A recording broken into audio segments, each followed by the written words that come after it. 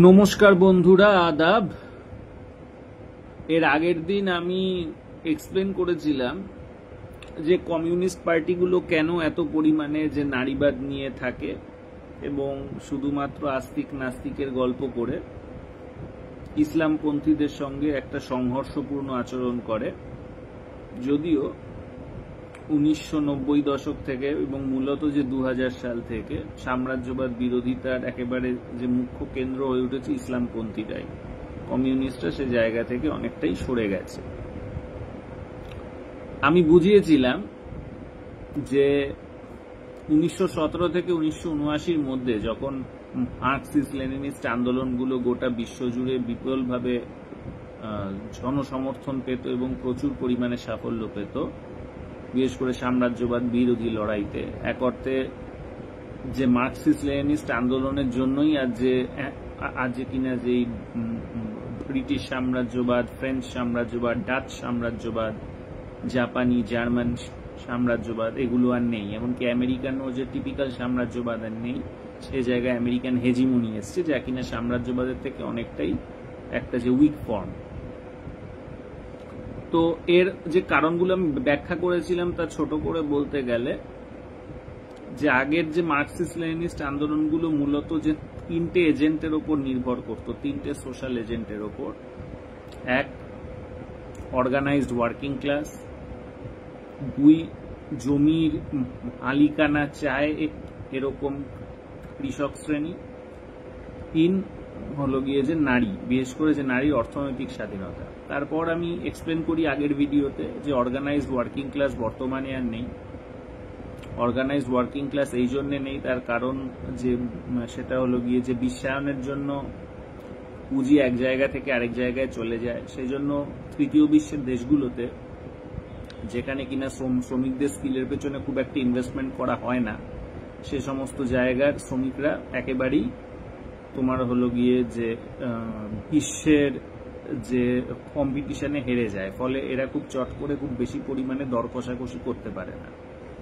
এছাড়াও যেটা আছে সেটা হলো নারীরা যেহেতু শ্রম বাজারে এসছে, শ্রমিকের সংখ্যা বেড়ে গেছে, সেজন্য শ্রমিক শ্রেণী বার্গেনিং পাওয়ার অনেক কমে গেছে। এছাড়াও আগে একটা সময় ছিল যখন কিনা যে কৃষি সমাজ ছিল, একটা লোকে কৃষিকাজই করতো বা জমির ওপর ডিপেন্ড করে খেত, তারা চাকরি করতো না। কিন্তু এখন সেই সমাজটা আস্তে আস্তে ভেঙে গেছে, জমির ওপর ডিপেন্ডেন্স কমে গেছে, অধিকাংশ মানুষই এখন লেবার মার্কেটে ঢুকেছে, ফলে শ্রমিকের সংখ্যা বেড়ে গেছে, ফলে শ্রমিকের বার্গেনিং পাওয়ার কমে গেছে। ফলে তৃতীয় বিশ্বের দেশগুলোতে অর্গানাইজ লেবার ক্লাস নেই। চীন, দক্ষিণ কোরিয়া, জার্মানি, এ ধরনের ইউরোপের প্রচুর দেশ আছে যেখানে কিনা যে গ্লোবাল ম্যানুফ্যাকচারিং এর প্রায় 80% কনসেন্ট্রেটেড। লাইক চীনে একাই প্রায় 35% অফ দ্য গ্লোবাল ম্যানুফ্যাকচারিং তৈরি হয়। সেরকম যে জার্মানিতে হয় হয়তো 10%, দক্ষিণ কোরিয়া অতটুকু দেশ, সেখানে হয়তো হলো যে 8%। সুতরাং এই সমস্ত জায়গাতে যেহেতু মানে যে গ্লোবালি কম্পিটিটিভ ম্যানুফ্যাকচারিং খুব বেশি, এবং তার অন্যতম কারণ হলো এখানকার শ্রমিকদের যে প্রোডাক্টিভিটি খুব হাই, কারণ এসব শ্রমিকদের যে স্কিল ডেভেলপমেন্টের পেছনে এবং অন্যান্য বিষয়ে প্রচুর পরিমাণে ইনভেস্টমেন্ট করে সরকার। ফলে এই সমস্ত দেশে অর্গানাইজ লেবার ক্লাস আছে। এবং এই জন্যই মূলত যে চীনের কমিউনিস্ট পার্টি এত স্ট্রং, অথবা কমিউনিস্ট ফিলোসফি দক্ষিণ কোরিয়াতে এত স্ট্রং। আমরা জানি যে স্কুইড গেমের মতো প্রচুর দক্ষিণ কোরিয়ার যে কোরিয়ান সিরিজ আছে, যেগুলো কিনা ক্লাস স্ট্রাগল, শ্রেণী সংগ্রামের ওপর নির্ভর করে তৈরি হয়। তার একটা বড় কারণ সেখানে মার্কসিস্ট অর্গানাইজেশনগুলো ইনডিরেক্টলি স্ট্রং। যদিও দক্ষিণ কোরিয়াতে কমিউনিস্ট পার্টি ইলিগ্যাল, কিন্তু ভেতরে ভেতরে অন্তঃসলীলে ফলগুর মতো সবাই প্রচন্ডভাবে চর্চা করে। সেটা এই জন্য অর্গানাইজ ওয়ার্কিং ক্লাস খুব স্ট্রং। কেন? কারণ যে গ্লোবাল ম্যানুফ্যাকচারিং একটা বড় অংশ এইসব অঞ্চলে কনসেন্ট্রেটেড। এছাড়াও আগের দিন আমি বলেছিলাম, আগের থেকে যেহেতু জমির ওপর ডিপেন্ডেন্সি কমে গেছে, সেই জন্য জমির মালিকানা চাওয়া যে কৃষক শ্রেণী এখন আর নেই সে অর্থে। হ্যাঁ, ঠিক আছে, কেউ যদি ভূমি সংস্কার করে দেয়, হাল যার জমিদার করে দেয়, তাহলে তাদের অনেকটাই লাভবান হবে তারা, কিন্তু সেটার জন্য একেবারে যে প্রাণপাত আন্দোলন তারা করবে সে অবস্থায় নেই। আরেকটা যেটা বলেছিলাম যে নারীর অর্থনৈতিক স্বাধীনতার জন্য কমিউনিস্টদের যে অবদান, সেটা ঠিক আছে, কমিউনিস্টরা নারীকে শ্রমবাজারে ঢুকিয়েছে, তাকে শিক্ষা স্বাস্থ্য দিয়ে শ্রমবাজারে আদর্শ শ্রমিক বানিয়েছে, কিন্তু অর্থনৈতিক স্বাধীনতাতেই নারীর স্বাধীনতা চাওয়াটা থেমে থাকেনি। এরপর তারা যৌন স্বাধীনতা চেয়েছে, এবং যে মুহূর্তে তারা যৌন স্বাধীনতা চেয়েছে তারা স্বাভাবিকভাবেই বলেছে আমি বসের সাথে শুয়ে যে প্রমোশন নেব, আমি কেন হলো যে হাজবেন্ডের সাথে শুতে যাব, এই ধরনের যে কথাবার্তাগুলো নারীবাদের মারফত চলেছে। এবং এটার ফলে যেটা হয়েছে, মেয়েরা যেহেতু হাইপার গ্যামাস, অর্থাৎ মেয়েরা যেহেতু বেস্ট পুরুষ পছন্দ করে, কোয়ালিটি পুরুষ পছন্দ করে, সেই জন্য যাতে আগামী যে প্রজন্ম সে যাকে ধারণ করছে প্রায় 10 মাস 10 দিন, এবং ওকে যে জন্মের পরও শিশুকে লালন পালন করতে তো একটা সময় যাবে, সুতরাং একটা শিশুর জন্ম একজন নারীর কাছে ওটা প্রায় 1 লাখ টাকা ইনভেস্টমেন্ট, কিন্তু পুরুষের কাছে হয়তো 100 টাকার ইনভেস্টমেন্ট, বায়োলজিক্যালি স্পিকিং। সো স্বাভাবিকভাবেই নারী অনেক বেশি কোয়ালিটি পুরুষের দিকে হয়, যাতে তার আগামী প্রজন্ম ভালো হয়, এবং সেজন্য শাসক শ্রেণীর পুরুষরাই লাভবান হয়। শাসক শ্রেণীর পুরুষরা আস্তে আস্তে কোণঠাসা হতে শুরু করে যৌনতার দর কষাকষিতে, এবং এটার ফলে নারী স্বাধীনতা এখন যেহেতু যৌন স্বাধীনতার রূপ নিয়েছে, সেজন্য এটা প্রচন্ড একটা প্রতিক্রিয়াশীল অবস্থায় চলে গেছে। এবং নারী স্বাধীনতা আলটিমেটলি ক্ষমতাবান পুরুষ, অর্থাৎ শাসক শ্রেণীর পুরুষ, শাসক জাতির পুরুষকে হেল্প করবে, এবং শাসিত শ্রেণীর পুরুষ অথবা শাসিত জাতির পুরুষকে আস্তে আস্তে কোণঠাসা করে দেবে। এটাই হয়েছে, অর্থাৎ এটা একটা রিঅ্যাকশনারি ক্যারেক্টার এর মধ্যে আছে, এর মধ্যে কোনো ঠিকঠাক ক্যারেক্টার নেই যেটা কিনা কমিউনিস্টদের কোনোভাবে সাহায্য করে। তো স্বাভাবিকভাবে কমিউনিস্ট আন্দোলন শেষ হয়ে গেছে, এবং এই জায়গাটাতে ইসলামের খুব একটা হলো গিয়ে যে গ্রহণযোগ্যতা তৈরি হয়েছে, কারণ ইসলাম সাধারণ পুরুষের হয়ে একটা কথা বলার জায়গাটা প্ল্যাটফর্ম হিসেবে কাজ করেছে। সাধারণ পুরুষের যে ধর কষাকষির জায়গাগুলো, যেটা কিনা পুরনো প্যাট্রিয়ার্কাল সোসাইটিতে বেশি, সেই জায়গাটাকে তুলে ধরে ইসলাম প্রচন্ডভাবে একটা শক্তপোক্ত অবস্থান তৈরি করতে পারে, এবং পৃথিবীর অধিকাংশ জায়গাতেই সাম্রাজ্যবাদের বিরুদ্ধে ইসলামের একটা শক্তিশালী অবস্থান এই জন্য আমরা দেখতে পাচ্ছি, যেটা কমিউনিস্টদের আর নেই। এবারে কথা হলো যে তাহলে এজেন্ট অব দ্য রিভলিউশন কে হবে? এটা খুব গুরুত্বপূর্ণ একটা প্রশ্ন, কারণ এই প্রশ্নটা বর্তমানে সবচেয়ে ইম্পর্টেন্ট প্রশ্ন কমিউনিস্টদের কাছে। কারণ কমিউনিস্টরা জানে, আমি জানি না সবাই জানে কিনা, কিন্তু আমরা যদি এম্পিরিক্যালি দেখি, আমরা যদি ডেটা দেখি, আমরা যে দেখতেই পাচ্ছি যে চাইনিজ কমিউনিস্টদের হাতেই প্রায় বিশ্বের 35% ম্যানুফ্যাকচারিং, এবং এর সঙ্গে যদি কমিউনিস্ট ভিয়েতনামকে আমরা অ্যাড করি, তাহলে আমরা সেটা দেখতে পাবো 36%। শুধুমাত্র আমরা জানি যে কিউবার, উত্তর কোরিয়ার এগেনস্টে আন্তর্জাতিক স্যাংশন আছে আমেরিকার, এই জন্য ওদের হয়তো যে হিউম্যান ক্যাপিটাল খুবই উন্নত, কিন্তু ওদের অর্থনীতির উন্নতিটা ওই জন্য আটকে যায়, যেহেতু ইকোনমিক স্যাংশন আছে। কিন্তু ভিয়েতনাম আর চীন প্রচন্ডভাবে এগোতে পেরেছে। এবারে যেটা, হ্যাঁ রিভু, তুমি ঠিকই বলেছো, আমি জানি, আমি যেগুলো বলছি দেখো যে তুমিও এই কথাগুলোর সঙ্গে যথেষ্টভাবে তোমার যে জীবনের এক্সপিরিয়েন্স থেকে সেগুলোর সঙ্গে মিল পাবে। আমি তো জীবনের এক্সপিরিয়েন্স থেকেই কথাগুলো বলছি। হ্যাঁ, আমি পড়েছি, পড়ে ওর সঙ্গে মিলিয়ে থিওরি আর প্র্যাকটিক্যালটা মিলিয়ে আমি বলছি। হ্যাঁ রিভু, থ্যাঙ্কস আ লট, তুমি ঠিকই বলেছো, চীন খুবই উন্নতি করেছে। আমি ব্যক্তিগতভাবে তোমাকে অনুরোধ করব, তুমি যথেষ্ট পরিমাণে যে তোমার হলো গিয়ে তুমি যেটা করো, যে একটা ভিসা নিয়ে চীনে গিয়ে ঘুরে আসো। চীনের ভিসা পাওয়া খুব সহজ, একটা ট্যুরিস্ট ভিসা নাও। হার্ডলি তোমার তুমি যদি ওখানে, তোমার তো হয়তো বন্ধু বান্ধব নেই, যদি তুমি হোটেলে থাকো তাহলে হলো 1 লাখ টাকার বেশি খরচ হবে না। তো অনেকেই ঘুরতে এখন তো যায়, তো তুমি গিয়ে ঘুরে আসো, তাহলে তুমি বুঝতে পারবে কতটা ডিফারেন্স। ইউটিউবেই হয়তো, এখন ইউটিউব আছে বলে মানুষ সেগুলো যে দেখতে পাচ্ছে, বাট সামনাসামনি দেখলে আরো বুঝতে পারবে।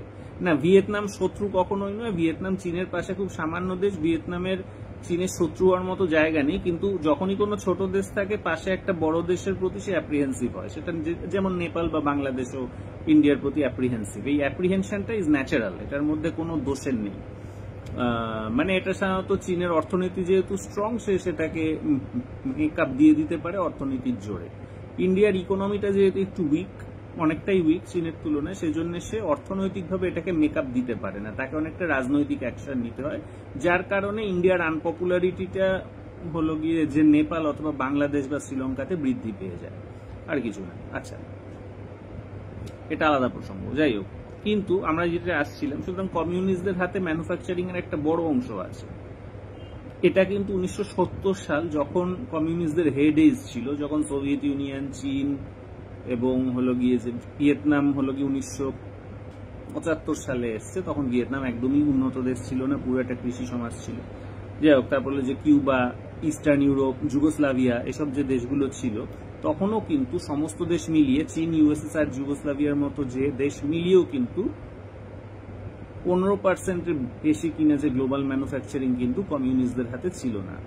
এবং তৎকালীন অধিকাংশ ম্যানুফ্যাকচারিংটাই কিন্তু যে ট্যারিফ দিয়ে কিনা প্রোটেক্টেড ছিল, অর্থাৎ যে বিশ্ববাজারের থেকে আর অনেক বেশি দামে যে তৈরি করতো মালগুলো, ফলে বিশ্ববাজারের সঙ্গে ওগুলো কম্পিট করতে পারতো না, আনলাইক টুডে যখন ভিয়েতনাম আর চীনের মাল বিশ্ববাজারে কম্পিট করতে পারে। তো সুতরাং তখনকার অবস্থা থেকে যে ম্যানুফ্যাকচারিং এর অবস্থা অনেক শক্তিশালী, 15 থেকে হয়ে গেছে 35, এবং কোয়ালিটির দিক থেকেও অনেক শক্তিশালী হয়েছে। এবার প্রসঙ্গ হলো যে রাশিয়াতে কি কমিউনিস্টরা ফিরতে পারে? অ্যান্সার হলো হ্যাঁ, সেটা অবশ্যই পারে ফিরতে, কারণ রাশিয়াতে এখনো যে প্রধান অপোজিশন পার্টি হলো রাশিয়ান কমিউনিস্ট পার্টি। বর্তমানে ইউক্রেনে, ইস্টার্ন ইউক্রেনে যে যুদ্ধটা হচ্ছে সেটারও মানে আবেদনকারী কমিউনিস্ট পার্টি অফ রাশিয়া, এবং কমিউনিস্ট মিলিশিয়াগুলোই প্রথমে ইস্টার্ন ইউরোপ মানে ইস্টার্ন ইউক্রেনের স্বাধীনতার যুদ্ধ করছিল, এবং ওদের দীর্ঘদিনের স্বাধীনতার যুদ্ধ, অর্থাৎ 2014 থেকে 2022, 8 বছরের স্বাধীনতা যুদ্ধেরই আলটিমেট ফল যে রাশিয়ার কমিউনিস্ট পার্টি রাশিয়ার যে ডুমায় আবেদন করে যে সরাসরি রাশিয়া যুদ্ধে যাক, এবং ওখানকার যে কমিউনিস্ট মিলিশিয়া যারা কিনা রাশিয়ার সাহায্যকারী তাদের সঙ্গে মিলিত হোক, এবং সেটা শুনেই তারা গেছে। রাশিয়ার হাতে, রাশিয়ার মানুষ এখন বুঝে গেছে যে বরিস ইয়েলৎসিনের নেতৃত্বে তারা অত্যন্ত ভুল কাজ করেছিল, কারণ ইয়েলৎসিন যে লিবারাল ডেমোক্রেসি নিয়ে আসে, যে মাল্টি পার্টি ডেমোক্রেসি নিয়ে আসে, তাতে রাশিয়ার মানুষের প্রচন্ড ক্ষতি হয়েছে। গোটা 90 দশকটাই বলা যায় লস্ট ডিকেড, মানুষের চাকরি চলে গেছে, জীবনের মান নেমে গেছে, তোমার যে শিশু মৃত্যুর হার প্রচন্ড বেড়ে গেছিল, মৃত্যুর হার বেড়ে গেছিল, প্রচুর আনএমপ্লয়মেন্ট বেড়ে গেছিল, অর্থাৎ তারা ঠিক মতো সামলাতে পারেনি। সেখানে চীন অসাধারণভাবে সামলেছে, অর্থাৎ কমিউনিস্ট পার্টির নেতৃত্বে যদি হতো তাহলে আরো ভালো হতো। দ্বিতীয় হলো যে ডিস্টালিনাইজেশনের নামে আসলে যে কমিউনিস্ট পার্টির যে বিউরোক্রেসি আসলে যে নিজেদের যে ক্যাপিটালিস্ট হিসেবে ট্রান্সফর্ম করার চেষ্টা চালিয়েছে জোসেফ স্টালিন গালাগালি দিয়ে, ওটা আসলে ছুতো ছিল, সেটাও এখন রাশিয়ার অধিকাংশ মানুষ মেনে নেয়। এবং চীনের যেটা বক্তব্য ছিল এটা মাও সেতুংয়েরও ছিল, এটা দেং জিয়াওপিংয়েরও ছিল, যে মানে হলো গিয়ে যে জোসেফ স্টালিন সবচেয়ে গুরুত্বপূর্ণ কাজ করেছে বিশ্ব কমিউনিজম অ্যাজ ওয়েল অ্যাজ সোভিয়েতের জন্য বা রাশিয়ানদের জন্য, এবং যে ডিস্টালিনাইজেশন প্রক্রিয়া যেটা ক্রুশ্চেভ শুরু করেছিল সেটা ভুল। এবং এটা এখন রুশভাষীরা মোটামুটি স্বীকার করেছে, তারা চীনকে দেখে বুঝতে পারছে যে তাদের কমিউনিস্ট পার্টির নেতৃত্ব রেখে দেওয়া উচিত ছিল। মাল্টি পার্টি ডেমোক্রেসি বোগাস, ওটা কাজ করে না।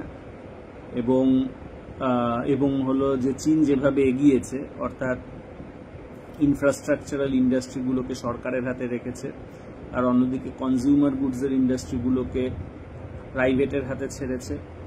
অন্যদিকে আবার প্রাইভেটগুলো যখন বড় হয়ে যাচ্ছে সেখানে কমিউনিস্ট পার্টির মেম্বারদেরকে বোর্ড অফ ডিরেক্টরসে ঢোকানো হচ্ছে, এবং কোনোভাবেই যাতে যারা একটু বড় হচ্ছে তারা যাতে কম্পিটিশনকে বন্ধ করতে না পারে নিজেদের মনোপলির জোরে, সেটাকেও চায়না প্রচন্ডভাবে দেখছে। এবং এই জন্য পশ্চিমের বাজারের থেকে চীনের বাজারে কম্পিটিশন খুব বেশি।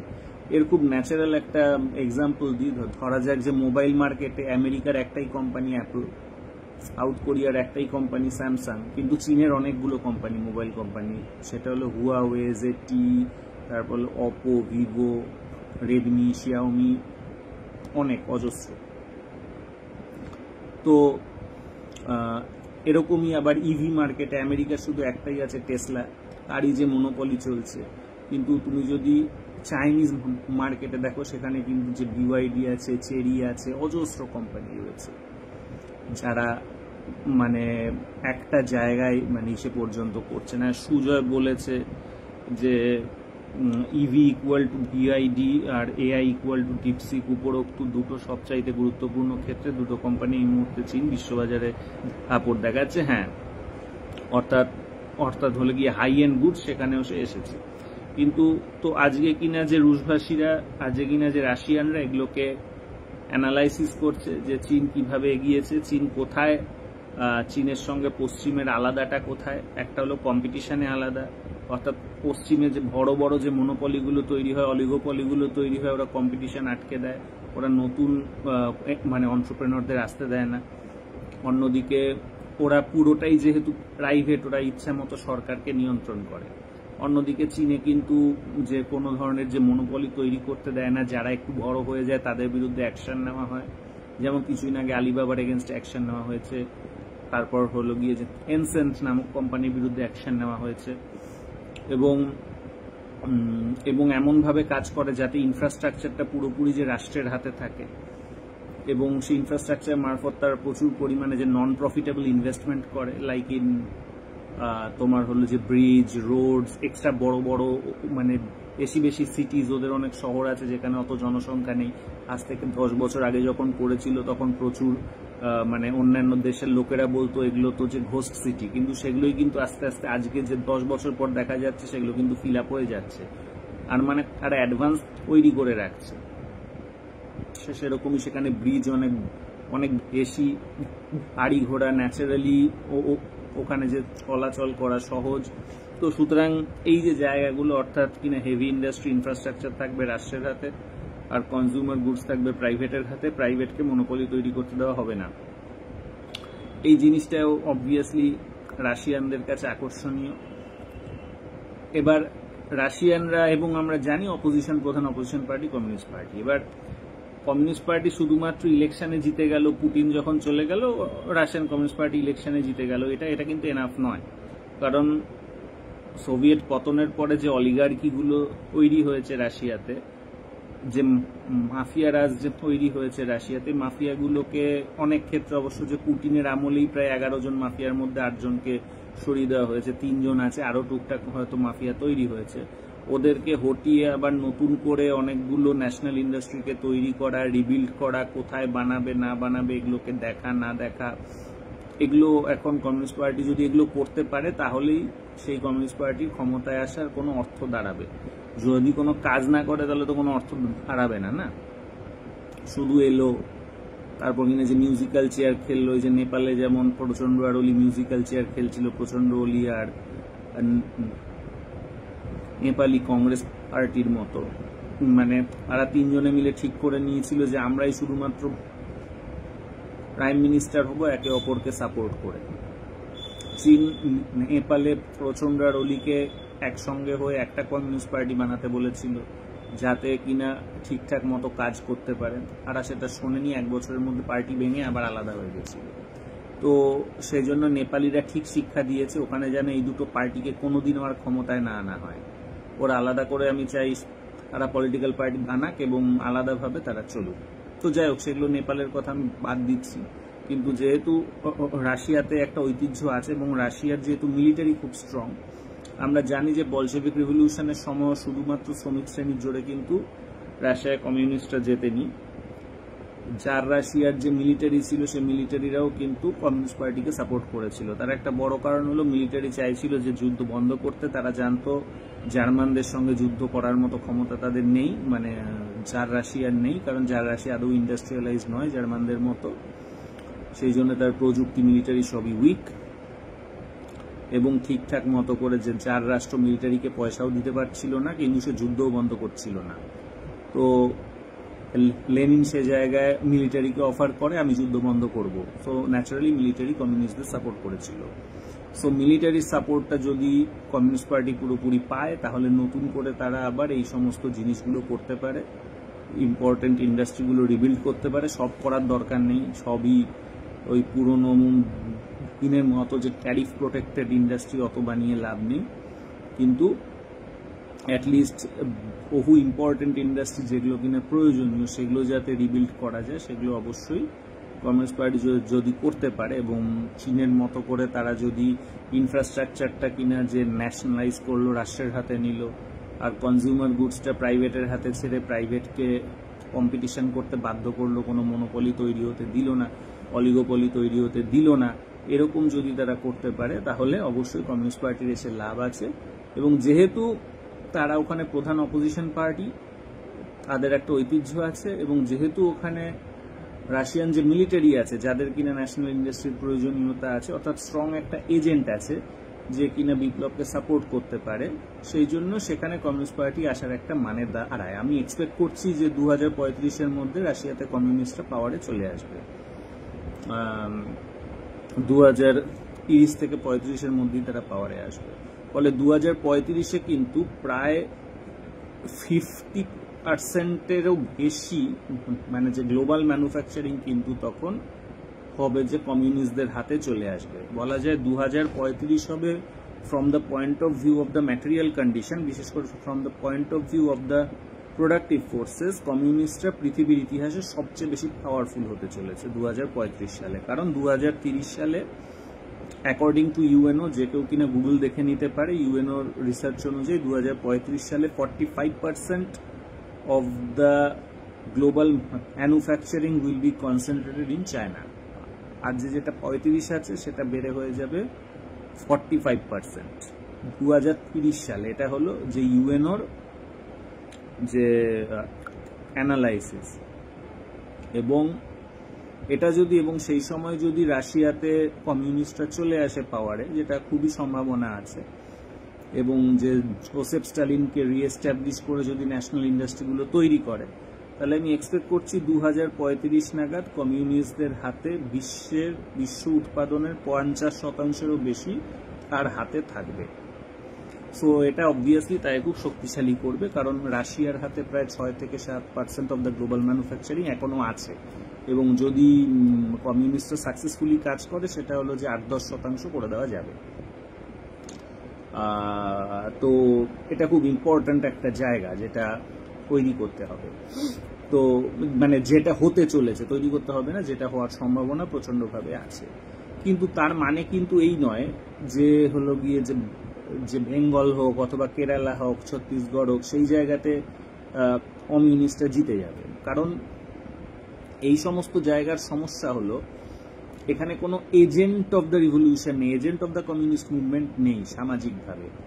এজেন্ট অফ দ্য মানে social agent of the movement বলে আমরা ঠিক কি বোঝাই আমি একটু বলে নিই।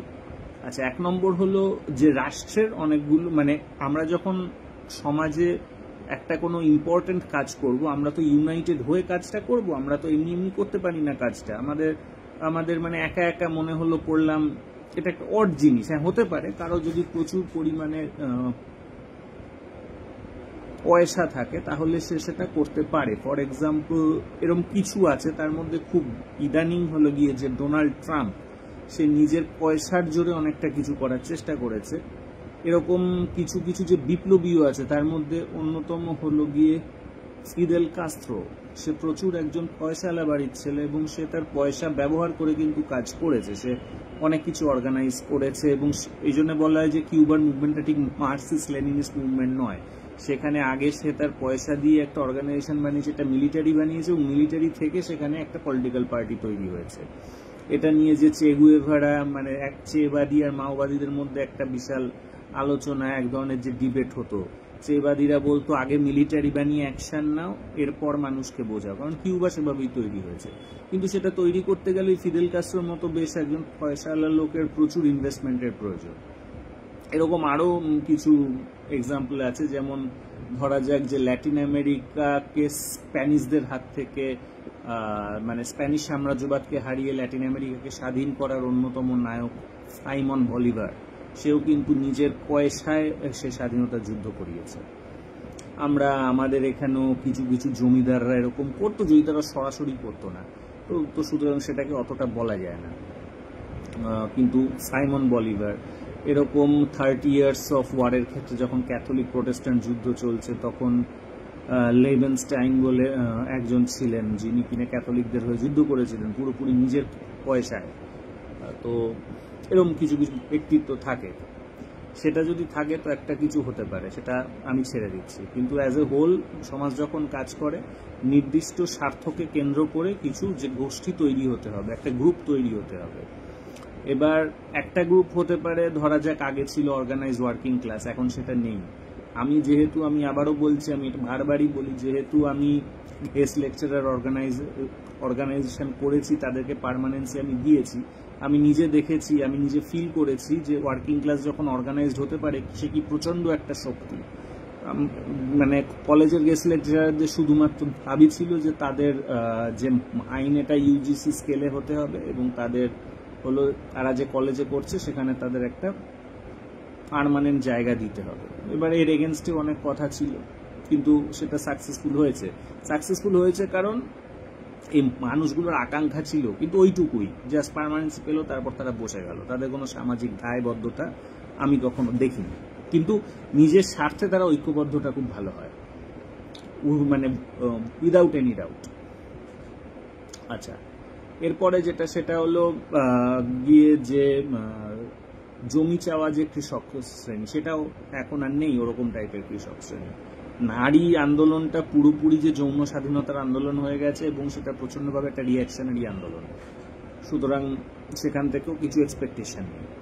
সমাজে ধরা যাক এই যে হলো গিয়ে যে ডিজিটাল থিয়েটার নতুন কিছু ক্লাস এসছে, হয়তো এদের দিয়ে কিছু করা যায় কিনা সেগুলো তো চর্চা সাপেক্ষ, যদি করা যায়। ফর এক্সাম্পল, বাংলাদেশের যে বিদ্রোহের ক্ষেত্রে একজন যে ডিজিটাল ক্রিয়েটার, ওর নামটা আমি ভুলে গেলাম, আমি সো সরি অ্যাবাউট ইট, আমি নামটা ভুলে গেলাম। ওই যে ডিস্টিলড ওয়াটার সে দিতে দিতে তাকে গুলি করা হয়েছিল, সে মারা গেল ছেলেটি।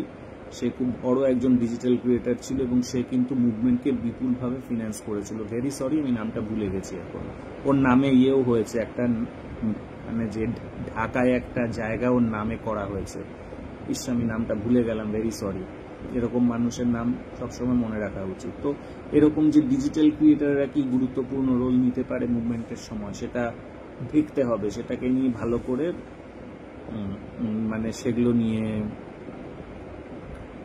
আলোচনা করতে হবে। তো যাই হোক, সেটা গেল একটা অন্য। সুতরাং এই মুহূর্তে আমরা সে অর্থে কোনো স্ট্রং ক্লাস যে কিনা আগামী দিনে ভালো কিছু হোক এটাকে মাথায় রেখে এগোবে, সেরকম কোনো ক্লাস আমরা দেখতে পাচ্ছি না। আর একটা হতে পারে তোমার হলো ছোট ব্যবসা, মানে তোমার হলো যে যারা কিনা মানে যেসব ক্যাপিটালিস্টদের মধ্যে কিনা প্রগতিশীলতা আছে, যারা কিনা উন্নত চিন্তা করতে পারে। মুগ্ধ নীলাঞ্জন খুব ভালো আমাকে মনে করিয়ে দিল, very thank you so much, আমারই ভুল, মুগ্ধ ওর নাম। তো খুব ভালো কাজ করেছিল। তো সেরকমই এরা করে কিনা সেটা একটা চর্চার বিষয়, কিন্তু অ্যাজ এ হোল সে অর্থে কিছু নেই। আরেকটা জায়গা থাকে, সেটা হলো স্টুডেন্টরা, স্কুলে হোক, কলেজে হোক, ইউনিভার্সিটিতে হোক, স্টুডেন্টরা সাধারণত অল্প বয়স, তাদের ইমোশনালি চার্জড এবং তারা সাধারণত ইউনাইটেড হয় একটা জায়গাতে। ফলে তারা অনেক সময় একটা ইউনাইটেড অংশ হিসেবে কাজ করতে পারে সমাজে, এবং তারা অনেক সময় আমরা দেখেছি যে তারা কিনা যে সমাজ বদলে দেয়, মানে সমাজের যে ক্ষমতাবানদের বদলে দেয়। কিন্তু স্টুডেন্টদের সমস্যা হলো তাদের যেহেতু অল্প বয়স, তারা যেহেতু খুব বেশি তাদের কাছ থেকে পড়াশোনা অথবা চিন্তা অথবা এক্সপিরিয়েন্স এক্সপেক্টেড নয়, কাজে কাজে তারা হয়তো প্রেজেন্ট শাসককে হয়তো হটিয়ে দিতে পারবে, কিন্তু নতুন কিছু তৈরি করার ক্ষেত্রে তারা সবসময় পিছিয়ে থাকবে বলেই মনে হয়। কারণ তাদের তো এক্সপিরিয়েন্স নাই কি করতে হবে না করতে হবে, অথবা তাদের ততটা যে নলেজও নেই যে কি করব না করব। ফলে তাদের হাত ধরে বিশাল কোনো পরিবর্তন হবে, বিশেষ করে কমিউনিস্টরা যে ধরনের পরিবর্তনের কথা ভাবে, যেটা কিনা যে এর ক্ষেত্রে হয়, বিপ্লবের ক্ষেত্রে হয় যে ধরনের পরিবর্তন, সে ধরনের পরিবর্তন কিন্তু তোমার হলো স্টুডেন্টদের কাছ থেকে আশা করা যায় না।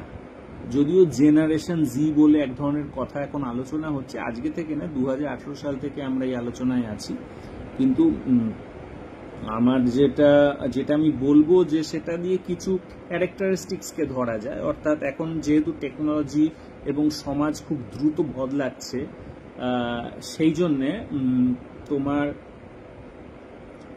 তোমার হলো যে আগের জেনারেশনের সঙ্গে বর্তমান জেনারেশনের একটা গ্যাপ অনেক বেশি হচ্ছে, এবং সেই জন্য হয়তো আগের জেনারেশন যারা ক্ষমতায় আছে তারা যে বর্তমান যে নতুন জেনারেশনের চাওয়া পাওয়াকে ক্যাটার করতে পারছে না। এই জন্য পুরনো জেনারেশন সরে যাক, নতুন জেনারেশনকে জায়গা দিক, অথবা কিছুটা জায়গা নতুন জেনারেশনে দেওয়া হোক, কিছুটা জায়গা পুরনো জেনারেশন নিক, এরকম একটা থিওরি আনা যেতে পারে। এরকম একটা থিওরি যখন অকুপাই ওয়াল স্ট্রিট মুভমেন্ট 2008-9 সাল থেকে শুরু হয়েছিল, সেই সময় থেকেই কিন্তু এই জিনিসটা আস্তে আস্তে চর্চিত হয়েছে। কারণ যে বুমার জেনারেশনের হাতে সমস্ত ক্ষমতা কনসেন্ট্রেটেড, এই বিষয়টা তখন থেকে প্রচন্ডভাবে উঠে আসে, মানে আমেরিকার ক্ষেত্রে।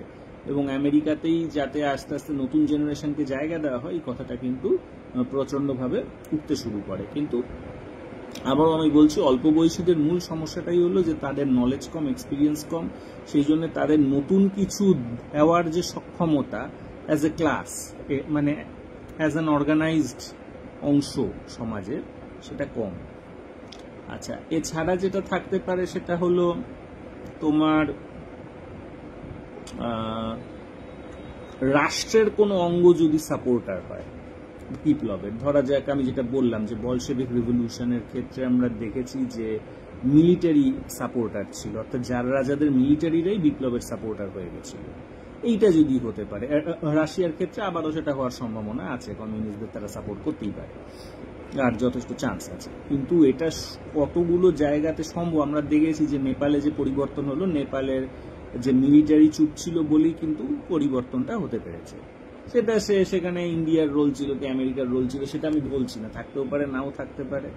আমি খুশি খুব, কারণ ওই দুটো কমিউনিস্ট পার্টি প্রচন্ড আর অলি মেলে যে মিউজিক্যাল চেয়ার খেলছিল, ওদের যেন কোনোদিন আর পাওয়ারে না আসতে দেওয়া হয়। যেমন কিনা যে ওয়েস্ট বেঙ্গলে কোনোদিন যেন সিপিএমকে পাওয়ারে আসতে না দেওয়া হয়, এদেরকেও যেন আর না দেওয়া হয়। কারণ এদের কাছ থেকে মানুষ কিছু পায়নি, এদের ওপর এত আশা করেছিল, কিছু পায়নি। তো যাই হোক, এখন এই যে মিলিটারির যে রোল, ধরা যায় বাংলাদেশেও যে যতই বলুক না কেন, মিলিটারি যদি সে সময় খুব স্ট্রং হতো, হাসিনার পক্ষে থাকতো, অবভিয়াসলি হাসিনা হতো না। সুতরাং যে মিলিটারির একটা প্রচন্ড রোল থাকে, কিন্তু মিলিটারি নিজে এজেন্ট অফ চেঞ্জ হতে পারে। রিসেন্টলি আমরা জানি এই যে বুরকিনা ফ্যাসোতে যে মিলিটারি কিন্তু খুব গুরুত্বপূর্ণ রোল নিয়েছে একটা বৈপ্লবিক পরিবর্তন করার জন্য, যেখানে ন্যাশনালাইজ করেছে ইম্পোর্টেড ইনফ্রাস্ট্রাকচার ইন্ডাস্ট্রিগুলোকে, র ম্যাটেরিয়াল সেলিং এর যে দাম পরিবর্তনকে মিলিটারি নিজেই অ্যাকশন নিয়ে পরিবর্তনগুলো করেছে। এটা আমরা আগেও দেখেছি, এখনো সেটা হতে পারে, মিলিটারির বড় রোল থাকতে পারে।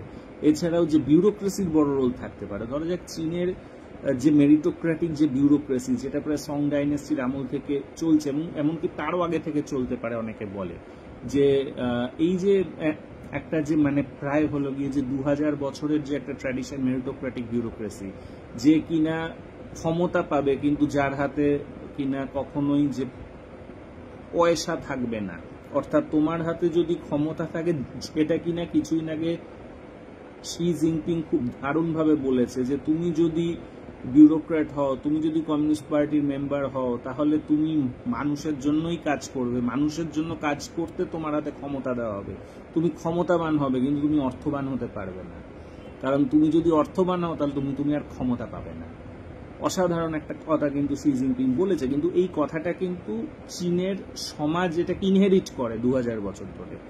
তারা একটা বিউরোক্রেসি তৈরি করেছে, এক ধরনের যে মেরিটোক্রেসি তৈরি করেছে, তাদের একটা এক্সাম হতো কেজু, এখন যে পরীক্ষাটার নাম হলো যে গুয়োকাও, একটা হলো গাওকাও। গাওকাওটা হলো কলেজ এন্ট্রান্স পরীক্ষা, এইচএস থেকে কলেজে যেতে গেলে, ভালো কলেজ পেতে গেলে গাওকাও পরীক্ষা পাস করতে হয়, সেটা আলাদা।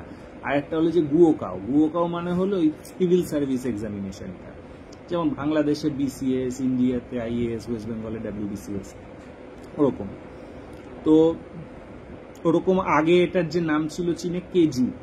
তো ওদের কিন্তু এই ধরনের মেরিটোক্রেটিক বিউরোক্রেসি আছে, যেখানে এটা এক্সপেক্ট করা হয় যে বিউরোক্র্যাটদের হাতে প্রচুর ক্ষমতা থাকবে, কিন্তু বিউরোক্র্যাটদের হাতে প্রচুর অর্থ থাকবে না। অর্থবান যে হবে সে ক্ষমতাবান হতে পারবে না। এই ধারণাটা কিন্তু আমরা ইনডিরেক্টলি ইন্ডিয়ার মধ্যেও আমরা দেখতে পারি, যে মানে হিন্দুদের মধ্যে একটা, শুধু হিন্দু না, এমনকি যারা মুসলিম হোক হিন্দু হোক, সবার মধ্যে আইডিয়া আছে যে ব্রাহ্মণদের সবসময় যে গরিব হতে হবে, অর্থাৎ যে গরিব ব্রাহ্মণ মানে সৎ, এরকম একটা ধারণা এও ইনহেরিট করে ইনডিরেক্টলি। তো এরকম যদি কিছু হতে পারে, আচ্ছা এরকম মানে এরকম হলো গিয়ে যে চীনে আছে, কিন্তু পৃথিবীতে আর কোথাও এই ধরনের ততটা স্ট্রং জিনিস আছে কিনা আমি জানি না, যে আমার ধারণা নেই, আবার থাকতেও পারে অন্য কোনো ফর্মে। অর্থাৎ সরকারেরই আরেকটা এলিমেন্ট যে বিউরোক্রেসি, সে হলো গিয়ে যে বিপ্লবের সপক্ষে চলে আসে। আচ্ছা, এছাড়া কিনা যে জুডিশিয়ারি ওই বিউরোক্রেসির অঙ্গ বলা যেতে পারে, খুব তো আলাদা কিছু নয়। যাই হোক, তো আমি এই দুটোকে আসলে আমি ধরলাম। তো এই দুটো যদি কোথাও সপক্ষে আসে তাহলে সেখানে চেঞ্জ হতে পারে। এছাড়া যদি সমাজ থেকে কিছু পরিবর্তনের জায়গা থাকে, সেটা কিন্তু রিলিজিয়ান। কারণ রিলিজিয়ানকে কেন্দ্র করে মানুষ কিন্তু ঐক্যবদ্ধ হয়। কারণ রিলিজিয়ান এমন একটা বিষয় যেটাকে কেন্দ্র করে মানুষ যুগ যুগ ধরে ঐক্যবদ্ধ হয়ে এসেছে। এবং এখানে আমি বারবার বলছি, ইসলামের প্রচন্ড একটা গুরুত্ব আছে। কোথাও কোথাও হয়তো সেটা ক্যাথলিক খ্রিস্টানিটিরও গুরুত্ব হতে পারে, কোথাও সেটা মনুবাদেরও গুরুত্ব হতে পারে, সেটা এখন নেই, মনুবাদের সে অপশনটা নেই। কিন্তু যাই হোক, আমি জাস্ট বলছি, কোথাও সেটা অন্য কোনো ধর্মও হতে পারে, তাতে সমস্যা নাই। কিন্তু এজেন্ট অফ চেঞ্জ হিসেবে ইসলামের এই জায়গাটাই গুরুত্ব আছে, বিশেষ করে বেঙ্গল ডেল্টাতে, যে সে মানুষকে অর্গানাইজড হতে সাহায্য করবে এবং এই অর্গানাইজড মুভমেন্টটা মানে অ্যাকশনে যেতে পারবে সমাজকে পরিবর্তন করতে। এই জন্য আমি সবসময় বলবো যে ইসলামের সঙ্গে কোনো ধরনের কাউন্টারে না যেতে এই সময়। কারণ আমাদের হাতে কোনো এজেন্ট অফ চেঞ্জ, কোনো সোশ্যাল এজেন্ট অফ চেঞ্জ এখনো নেই। অবভিয়াসলি এজেন্ট অফ চেঞ্জ নতুন যদি কিছু বের করা যায় তা নিয়ে ভাবা যেতে পারে, নতুন ধরনের অ্যালায়েন্স তৈরি করার কথা ভাবা যেতে পারে। কিন্তু এটা সবসময় মাথায় রাখতে হবে যে মানে রাশিয়াকে বাদ দিলে অন্যান্য অধিকাংশ জায়গায় কিন্তু কমিউনিস্টদের পক্ষে ক্ষমতায় আসা খুব কঠিন। সেটা চীন আর রাশিয়ার হাতে যদিও আগামী মানে যে 10 থেকে 15 বছরের মধ্যে প্রায় মানে যে বিশ্ব উৎপাদনের প্রায় 50%-এরও বেশি তাদের হাতে থাকবে, তারা হয়তো বিশ্বের যে রোল মডেল হয়ে যাবে। কিন্তু মানে আমি কিছু একটাকে রোল মডেল ভাবলাম, কিন্তু সেটাকে এক্সিকিউট করতে পারবো এরকম তো নয়। কারণ ও যখন তৈরি হয়েছিল তখন যে এলিমেন্টগুলো ছিল, সেটা তো আমি যখন তৈরি হতে যাচ্ছি সে সময় সেই এলিমেন্টগুলো নাই। এই জন্য আমি বলবো ইসলামের সঙ্গে কোনো ধরনের কন্ট্রাডিকশনে না যেতে। যদি কোনো সোশ্যাল এজেন্ট পাওয়া যায় তাহলে কন্ট্রাডিকশনে যাওয়া যেতে পারে, কিন্তু সোশ্যাল এজেন্ট যেহেতু নেই এই মুহূর্তে কন্ট্রাডিকশনে না যেতে। আর কি তৃণমূল গেলে সিপিএম ছাড়া আর কার আসা? তৃণমূল আর তো ম্যাটার করে না। তৃণমূল, বিজেপি, সিপিএম এগুলো তো সবই হলো গিয়েছে গুজরাটি মারওয়াড়ি পুঁজির যে কুকুর এরা। এর মধ্যে যে বিজেপি হলো যে খ্যাঁক খ্যাঁক করে, ঘেউ ঘেউ করে কামড়ে দেয়, আর অন্যগুলো চাটে। এ তো পার্থক্য। মানে অন্যগুলো কামড়ায় না, হলো গিয়ে যে শুধুমাত্র ঘেউ ঘেউ করে, বিজেপি কামড়ে দেয়। এই তো পার্থক্য। এদের মধ্যে আবার কি পার্থক্য আছে? এরা তো আর এজেন্ট অফ চেঞ্জ হতে পারে না, তৃণমূল হোক বা সিপিএম হোক। এগুলো নিয়ে ভেবে লাভ নেই। আর তাছাড়া যেহেতু আগামী দিনে ডিলিমিটেশন হয়ে যাচ্ছে নীলাঞ্জন, সেজন্য বলাই যায় কেন্দ্রীয় সরকার পুরোপুরিভাবে হিন্দি গুজরাটিদের দ্বারা ডিটারমিন্ড হবে। কেন্দ্রীয় সরকার যা খুশি তাই যে নীতি বানাবে এবং রাজ্য সরকার সেটা মেনে নিতে বাধ্য হবে। ফলে সিপিএম, কংগ্রেস, তৃণমূল, বিজেপি এগুলোর ম্যাটার করছে না। 26-এর নির্বাচনটাই লাস্ট। মানে সত্যি বলতে ওতে তৃণমূল জিতে যাবে, কারণ অ্যাকচুয়ালি বিজেপি তৃণমূলকে মানে হটাতে চাইছেও না। কারণ হটিয়ে তো লাভ নেই, কারণ 26-এর পর 2029-এ পুরো ক্ষমতা তাদের হাতে চলে যাবে। সুতরাং তখন তো তারা ইচ্ছে মতো যে নাচাবে, বরং তারা এখানে যে নিজের দায়িত্ব নিতে চাইবে না। এখানে তারা তৃণমূল বা সিপিএম মতো এজেন্ট রেখে তারা এক্সপ্লয়েট করতে চাইবে। এটাই স্বাভাবিক। তো এ নিয়ে আর তো ভেবে লাভ নেই। আমি খুব একটা ভাবছি না যে বিজেপি ক্ষমতা এলো না। ব্যাপারটা হলো সিস্টেমটাকে আমরা টিকিয়ে রাখবো কিনা। বিজেপি, সিপিএম এগুলো ম্যাটার করে না। সংবিধানটাই ভীষণভাবে হিন্দি গুজরাটি সাম্রাজ্যবাদের পক্ষে একটা জিনিস। এখানে আদিবাসী, মুসলমান, বাঙালি এরা প্রচন্ড একটা থ্রেটের মুখে আছে। এদের অর্গানাইজড ওয়েতে ধ্বংস করার কথা চিন্তা করা হচ্ছে। তো এর এগেনস্টে রুখে দাঁড়াতে হবে। আর তো কোনো আমাদের হাতে উপায় নাই, আমরা এটা করব। হ্যাঁ, এবার বিষয়টা হলো যে দক্ষিণ ভারতে চর্চা হচ্ছে ডিলিমিটেশন হবে, এতে ক্ষতি হবে, আমরা কি আমাদের জনসংখ্যা বাড়াবো নাকি আমরা অটোনমি চাইবো, মানে দক্ষিণ ভারতে চর্চা হচ্ছে, কিন্তু ওয়েস্ট বেঙ্গলে চর্চাও হচ্ছে না। ওয়েস্ট বেঙ্গলের মোহাম্মদ সালিম আর হলো মমতা ব্যানার্জিকে স্টালিন, এম.কে. স্টালিন হলো আসার জন্য নিমন্ত্রণ করলো যে ডিলিমিটেশন হলে আমাদের কি হবে এই নিয়ে আলোচনার জন্য। না মোহাম্মদ সেলিম গেল, না মমতা ব্যানার্জি গেল, উল্টে আবার ওই একটা জায়গায় গর্গকে উত্তর দিচ্ছে মমতা যে হলো গিয়ে যে ডিলিমিটেশন নাই, কোনো সমস্যা না। তো এতটাই নির্বোধ এরা, তো এরা নির্বোধ, এরা খুব সত্যি বলতে ক্লাস 5-এর অঙ্ক হয়তো ঠিক মতো করতে পারবে না, প্রপোর্শনের অঙ্ক, যে মানে আফটার ডিলিমিটেশন যে নতুন সংসদ ভবন হয়েছে সেখানে এর আগে যে মানে যে কত ছিল percentage share of Hindi heartland আর আজ কত হলো, এরা গুছিয়ে অঙ্কটা করতে পারবে কিনা আমার তো যথেষ্ট সন্দেহ আছে। তো সেটা শিখছেও না, সেটা বুঝছেও না। তো আমাদের এখানটাতেই থ্রেট, এবং আমরা আরো বেশি এই জন্য থ্রেটে আছি, কারণ আমরা হিন্দি হার্টল্যান্ডের ঠিক পাশে আছি। আমাদের অলরেডি যে বিহারের ইস্টার্ন পার্টটা তো বেঙ্গলের অংশ, কারণ যে ধার ভাঙা জেলা, এই যে ধার ভাঙা কথাটা কিন্তু ধার বঙ্গ থেকে এসছে, অর্থাৎ কিনা যে ডোর অফ বেঙ্গল, ওই অঞ্চলগুলো আমাদের অঞ্চল, সেগুলো অলরেডি ওরা নিয়ে নিয়েছে। এখন ওরা কিন্তু এই যে ঝাড়খণ্ডের ইস্টার্ন পার্টে এখনো বাংলাভাষীরা আছে, কিন্তু সেগুলো তারা নিয়ে নেবে না তার কোনো কথা নেই, তারা কিন্তু নেওয়ার চেষ্টা চালাচ্ছে। এবং খুবই মানে যে দুর্ভাগ্যের ব্যাপার, আমাদের এটাও নিয়ে নেওয়ার চেষ্টা চালাচ্ছে, এবং আমাদের এখানকার যে চিফ মিনিস্টার সে বিষয়টা বোঝে না, জানে না। তো আগামী দিনে এরা তো নিজেরাই এদের যে এজেন্ট হয়ে যেতে পারে। আমরা জানি অভিষেক ব্যানার্জি অলরেডি একজন অবাঙালিকে বিয়ে করেছে, অবাঙালিকে বিয়ে করেছে, ভালো কাজ করেছে, কিন্তু এর মানে এরা যে আগামী দিনে বাঙালি থাকবে এর কোনো গ্যারান্টি নেই, এটা সবসময় যেন আমরা মাথায় রাখি। তো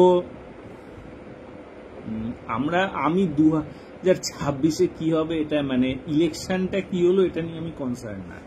আমি কনসার্ন যেন মানে ইন্ডিয়ান স্টেটের, অর্থাৎ যে গুজরাটি হিন্দি সাম্রাজ্যবাদের যে বিজেপির যে নেতৃত্বে যে পলিসিগুলোকে আমরা যেন কিনা যে বিট ব্যাক করতে পারি, সেটা মুসলমান মারা হোক, আদিবাসী মারা হোক, অথবা বাঙালি মারা হোক, বিশেষ করে যে ওয়েস্ট বেঙ্গল অঞ্চলে, এটাকে যেন আমরা যে বিট ব্যাক করে দিতে পারি, এটাই আমাদের উদ্দেশ্য হওয়া উচিত। আমাদের উদ্দেশ্য কখনোই ইলেকশনটা নিয়ে আর চিন্তা করা উচিত না, কারণ ইলেকশন মিনিংলেস হতে চলেছে যখন ডিলিমিটেশন হয়ে যাবে। আমাদের ভোটের ভ্যালুই নেই।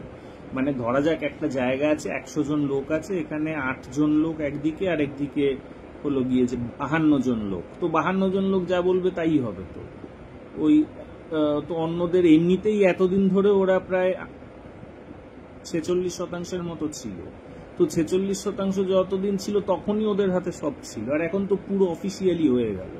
মানে এর আগেও আমরা গোলামি ছিলাম, কি মানে অহিন্দি অগুজরাটিরা, কিন্তু আগে তবু অফিসিয়ালি গোলাম ছিলাম না, কিন্তু অফিসিয়ালি হয়ে যাবে। এই সময় কি হবে, অফিসিয়ালি গোলাম হয়ে যাবে। আর তো এগুলো নিয়ে 2026-এর নির্বাচন নিয়ে ভেবে লাভ নেই বলেই কিন্তু তৃণমূল এতটা ওয়াকওভার পাচ্ছে। মানে এই যে বিজেপি যে চিন্তা করছে না খুব একটা, যদি চিন্তা করতো থোড়াই শুভেন্দু অধিকারীকে ওরা ক্ষমতায় রাখতো, ওরা শুভেন্দু অধিকারীদের কখনোই দিত না। ওরা তাহলে ওদের যে একদম যে পুরনো লোক দিলীপ ঘোষের মতো ওকেই দিত। বিজেপি চিন্তা করছে না, কারণ বিজেপি জানে আমাদের আর প্রয়োজন নেই এগুলো, কারণ আসল জায়গা তো আমাদের হাতে চলে আসছে পুরোপুরি। তো যাই হোক, যেটা আমি বলছিলাম, তো এজেন্ট অফ চেঞ্জের জায়গাতে কিন্তু কমিউনিস্টরা খুব একটা যে উইক অবস্থায় আছে, সেটা চীন আর রাশিয়া যতই শক্তিশালী হয়ে যাক তাদেরই শক্তিশালী হয়ে ওঠার সম্ভাবনা বেশি। তো সেটা তো ঘটনাই। তো কিন্তু বিষয়টা হলো তারা শক্তিশালী হলে যে তুমি সেটাকে যে মিমিক করে দেবে, এটা ব্যাপারটা তো ইজি নয়, কারণ ওদের শক্তি স্তম্ভগুলো যখন তৈরি হয়েছিল তখন যে ধরনের সামাজিক এলিমেন্টগুলো ছিল এখনকার সমাজে কিন্তু সেগুলো নেই, সুতরাং অনেক কসরত করতে হবে। আর রিগার্ডিং আরেকটা যেটা হতে পারে যে চীনের উত্থানের ফলে, আমি চীনের উত্থানটাই বলছি, রাশিয়া তো আর অতটা গুরুত্বপূর্ণ নয়। চীন আর আমেরিকা এখন প্রধান গুরুত্বপূর্ণ, রাশিয়া হয়তো থার্ড, আর তোমার ইংল্যান্ড আর মানে তোমার যে যুক্তরাজ্য আর ফ্রান্সের, ইউকে আর ফ্রান্সের শুধু ওই হলো গিয়ে যে নাম কেউ আসতে আর কি, তারা জাস্ট রেলিক্স অফ দ্য ওল্ড আইনি হয়ে গেছে। রাশিয়ার এখনো মিলিটারিটা আছে, একটু শক্তি আছে, বাট চীন আর আমেরিকা অনেকটা এগিয়ে অন্যদের থেকে। তো ক্ষমতা আস্তে আস্তে যেহেতু চীনের দিকে চলে যাচ্ছে, এটা আমি পরের ভিডিওতে আলোচনা করব, এবং সেটা এখন অফিসিয়ালি ডিক্লেয়ার্ড, কারণ আমেরিকা নিজেই স্বীকার করে নিয়েছে, অর্থাৎ আমেরিকার মিলিটারি পেন্টাগন নিজেই বলে নিয়েছে যে আমরা এখন থেকে মূলত আমেরিকাকে রক্ষা করা এবং কিনা ওয়েস্টার্ন হেমিস্ফিয়ারে আমরা কনসেন্ট্রেট করব। অর্থাৎ চীনের ব্যাকইয়ার্ডে ইস্টার্ন হেমিস্ফিয়ারে ওরা কনসেন্ট্রেট করবে না। এর মানে চীনের সঙ্গে তারা এক ধরনের সমঝোতা চাইছে, একটা বিশ্ব ভাগাভাগি চাইছে। এবার চীন বিশ্ব ভাগাভাগিতে যাবে কিনা, নাকি চীন জানে যতদিন যাবো আমি আরো পাওয়ারফুল হব, আমার তোর সঙ্গে কোনো ধরনের চুক্তি করার প্রয়োজন নেই, সেটা সে মনে করতে পারে। চীন এরকম অনেকে চীনের মনে করে, আবার মনে করতে পারে না আপাতত একটা সন্ধি করে নেওয়া দরকার। যাই হোক, কিন্তু আমেরিকা বুঝে গেছে যে এর পক্ষে কিন্তু খুব বেশি দিন আর চীনের সঙ্গে কাউন্টার করা সম্ভব নয়। এবার সেটা খুব ন্যাচারালি সম্ভব না, একটু যদি বুদ্ধি থাকে তাহলেই মানুষ বুঝতে পারবে যে আমেরিকার পপুলেশন হলো 35 crore আর চীনের পপুলেশন 140 কোটি, তার মানে যে 4 গুণ বেশি। এবার 4 গুণ বেশি যে আর হিউম্যান ক্যাপিটাল, তার সঙ্গে তো মানে আর তো সমান মানে হওয়া তো যায় না, কোনোভাবেই যায় না। এবার কেউ বলতে পারে তাহলে এতদিন কেন এগিয়েছিল? এতদিন এগিয়েছিল কারণ ঐতিহাসিকভাবে ওরা ইন্ডাস্ট্রিয়ালাইজেশনটা আগে শুরু করেছিল।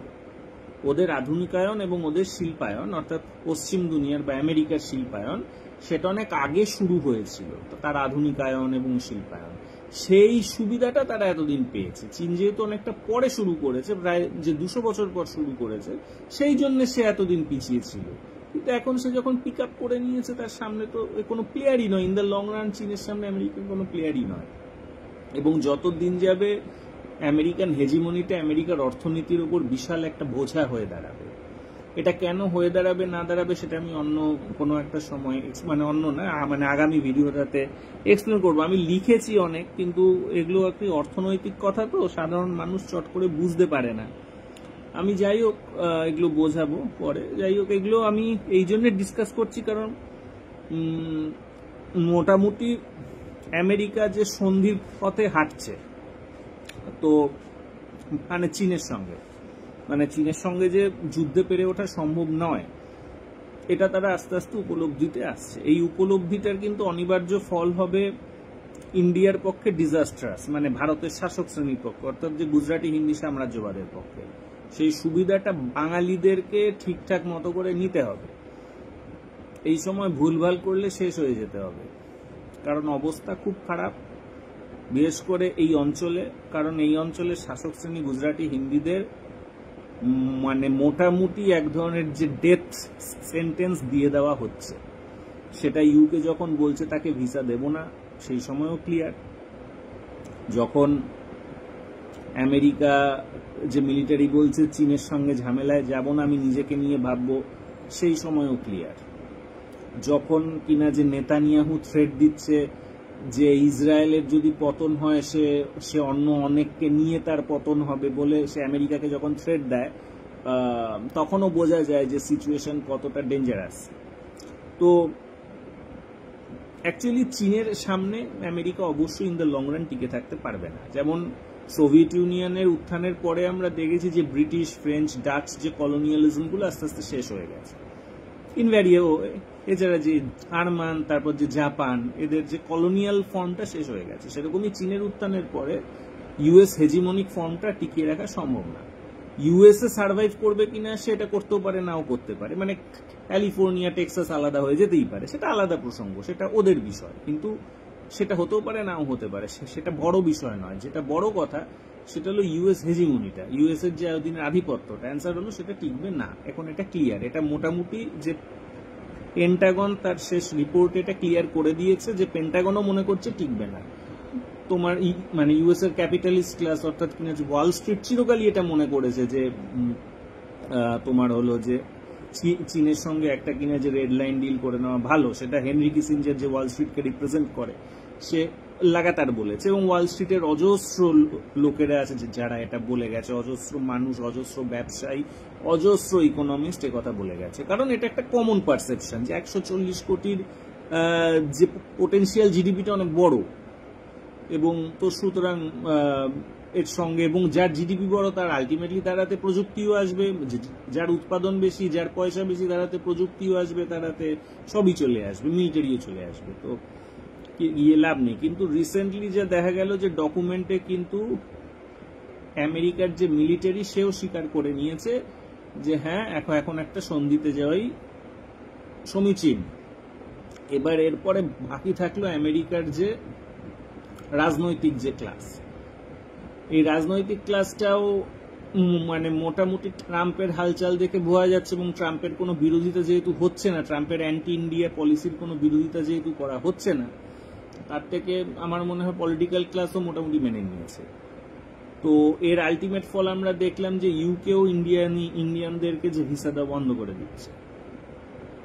এখন এর অর্থ দাঁড়াচ্ছে যে একদিকে যখন গুজরাটি হিন্দি সাম্রাজ্যবাদ ইন্টারনালি অহিন্দি অগুজরাটিদের ওপর প্রচন্ড আঘাত করার দিকে এগোচ্ছে, অন্যদিকে তখন আবার আমেরিকা, চায়না, ইউকে এরা আবার কিন্তু ইন্ডিয়াকে আঘাত করার দিকে এগোচ্ছে। ইন্ডিয়া কিছুটা সাহায্য এখন হয়তো ইরান আর যে রাশিয়ার কাছ থেকে পাবে, কারণ এগুলো যেহেতু মিডল পাওয়ার, এরা চাইবে যে তাদের মতো একটা মিডল পাওয়ার থাকুক, কিন্তু রাশিয়া বা ইরান আলটিমেটলি চীনের এগেনস্টে তো যাওয়ার মতো সক্ষমতা তাদের আর নেই। সো আমার মনে হয় যে ওপরতলা থেকে একটা ডেথ সেন্টেন্স প্রায় দিয়েই দেওয়া হয়েছে গুজরাটি হিন্দি সাম্রাজ্যবাদকে, কিন্তু গুজরাটি হিন্দি সাম্রাজ্যবাদ আবার বিশেষ করে আদিবাসী মুসলমান বাঙালিদেরকেও একটা যে ডেথ সেন্টেন্স দিয়ে দিচ্ছে।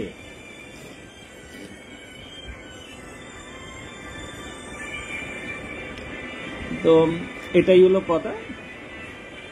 আপাতত আমি ছাড়ছি, আমার একটা ইম্পর্টেন্ট ফোন এসছে, বাট আমার কথাও শেষ। আমি আগামী দিনে এই বিষয়টা নিয়ে কথা বলবো। Thanks a lot.